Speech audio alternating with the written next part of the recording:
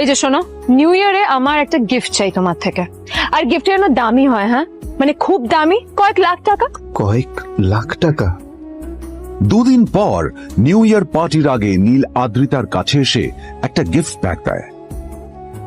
এটার দাম তো 3 কোটি টাকা। তুমি এটা পেলে কোথা থেকে? আসলে এটা অরিজিনাল নয়।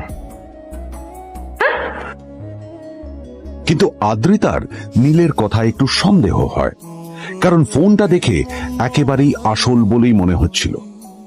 পরের দিনই আদ্রিতা ওই কোম্পানির শোরুমে গেল। এই ফোনটা একটু দেখুন না প্লিজ।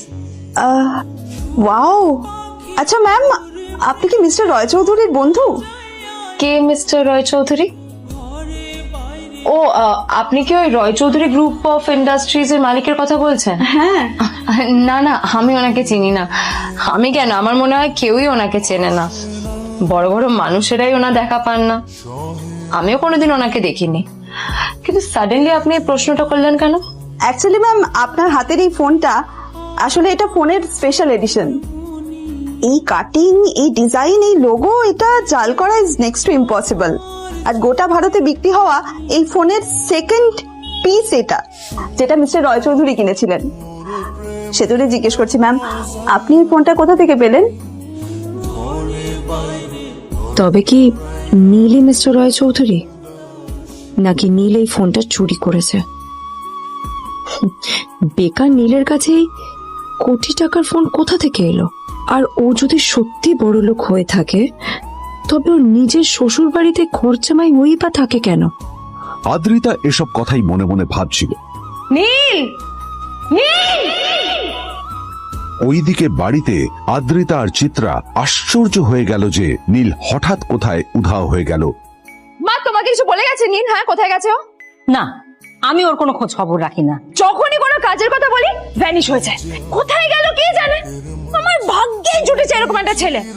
দিদি, তুমি তুমি কেন বিয়েটা দিয়েছিলে আমাকে? এটা আবার কি বলছিস? আমার কি দোষ?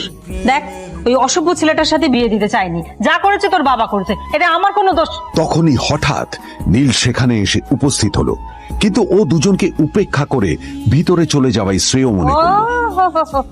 এই যে লাট সাহেব ফিরলেন রাজকার্য করে, এদিকে এসো। তোমার ফাঁকিবাজির আলোচনাই এখানে চলছে। মা প্লিজ থাক, মা থাক, ভাল লাগছে না।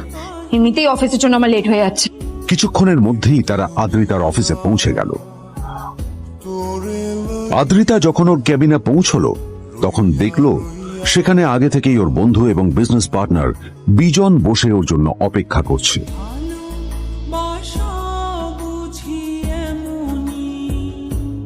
কোথায় ছিলে বলো তো? আমি 1 ঘন্টা ধরে তোমার জন্য এখানে ওয়েট করছি। এই লোকটার কি কোনো কাজকর্ম নেই? 1 ঘন্টা ধরে বসে আমার স্ত্রী আদ্রিতার জন্য অপেক্ষা করছে। সরি বিজন, আমি খুবই দুঃখিত যে বাড়ির কিছু লোকের জন্য না আমার সবসময় লেট হয়ে যায়। এটা আমার জন্য সত্যি। আসি তাহলে। আদ্রিতা, আমি আজ পর্যন্ত তোমাকে কোনো রকম উপদেশ দিইনি, কিন্তু আজ আমি তোমাকে বলতে বাধ্য হচ্ছি। এই যে এই লোকটা তোমাকে শুধুমাত্র ইমপ্রেস করার জন্য একটা নকল সস্তার হীরের গয়না দিয়ে গেছে। এরকম একটা লোকের সাথে তোমার মেশা উচিত না। ভবিষ্যতে কিন্তু তুমি বিপদে পড়বে। আদ্রিতা, আমি তোমাকে কথা দিচ্ছি, আমি তোমার জন্য আসল রেয়ার একটা হীরের গয়না এনে দেবো। এর চেয়েও দামি, এর চেয়ে অনেক অনেক বেশি দামি। তার জন্য আমাকে যাই করতে হোক না কেন, আমি তোমাকে একদিন ঠিক এনে দেবো।